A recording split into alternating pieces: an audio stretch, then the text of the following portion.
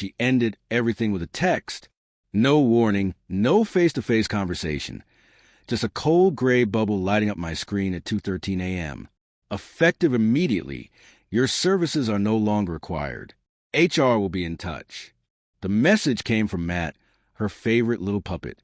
I was in the middle of securing a $42 million contract, one that would have made our company legendary, that would have engraved our names side by side in the annals of industry history. But I guess only one name mattered now. Hers. My wife. My boss. The woman I once fell in love with on the cold, tile floor of our first office. We had no money, no investors, just sleepless nights, empty pockets, and big dreams. I remember her hand in mine as we whispered promises of empires, of building something so massive it would outlive us both. I built that empire with her. Now she wanted to bury me beneath it. And the sickest part? I let her. I met Talia 7 years ago at a startup pitch night. She was magnetic, fierce, sharp-tongued and fire-eyed. She didn't walk into that room. She arrived like a lightning strike with perfect lipstick. I was just another scrappy developer with callous hands and code under my fingernails. But we spoke the same language, ambition. We didn't just fall in love, we merged. I proposed to her the night we closed our first $1 million client. A term sheet in one hand, champagne in the other. She laughed, said yes, and kissed me like we just pulled off the perfect heist. We married the company and each other in the same breath. She was the face, the charm, the magnet that pulled in investors. I was the architect, the builder, the ghost in the machine that made it all run. It worked until it didn't. The first cracks were small. She stopped CCNG me on investor threads. Passwords were changed without mention. Closed-door meetings became frequent, and I wasn't invited despite being co-founder. At first, I told myself it was nothing. She was just protecting me from stress. I wanted to believe that. But then came the dinner. One of our board members, a few drinks past careful, leaned in and whispered with a greasy grin. Talia says you're more of a tech lead than a real partner now. You might want to watch your back. I didn't sleep that night. The next morning, I went through the company's operating agreement. I read every clause, every addendum. My name was gone. In just 18 months, she had quietly and methodically rewritten our history, diluted my shares, stripped my voting rights, erased me from the foundation I helped pour. I hadn't signed a damn thing, but I had trusted her. And trust, I learned, is a weapon in the wrong hands. I said nothing. Not then. I smiled through meetings, delivered results, played the part.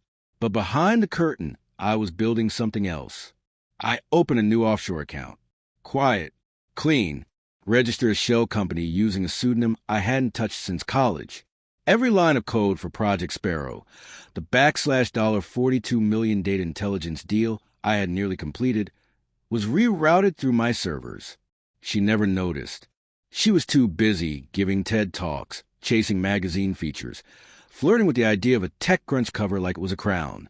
The night before the contract closed, I finalized everything. The code, the infrastructure, the product, untraceable, flawless. Then I sent one email, not to her, to the client. Your solution is ready. If funds are wired within 12 hours, exclusive ownership is yours.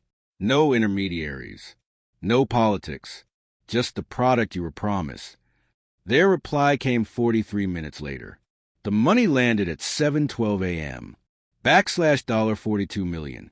Immediate, untouchable. 10 minutes after the deposit hit, I sent Talia an email. Since I no longer work at the company, I've taken the liberty of collecting what's mine. Attached is a list of deliverables I created. No duplicates exist. Investors have been informed. That's when the storm began. 129 messages in under 3 hours. The first few rage. The next wave, panic. Then came the voice notes. Choked with tears. She called me 18 times. I didn't answer once.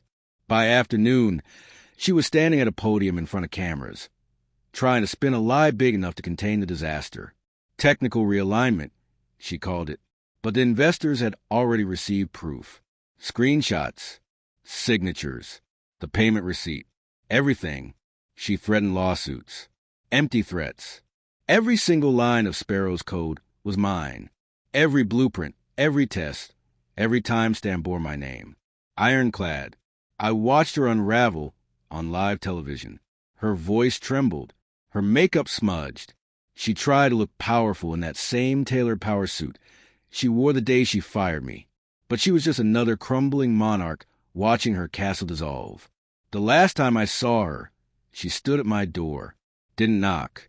Just stood there, eyes swollen, wringing her hand like it was a shield.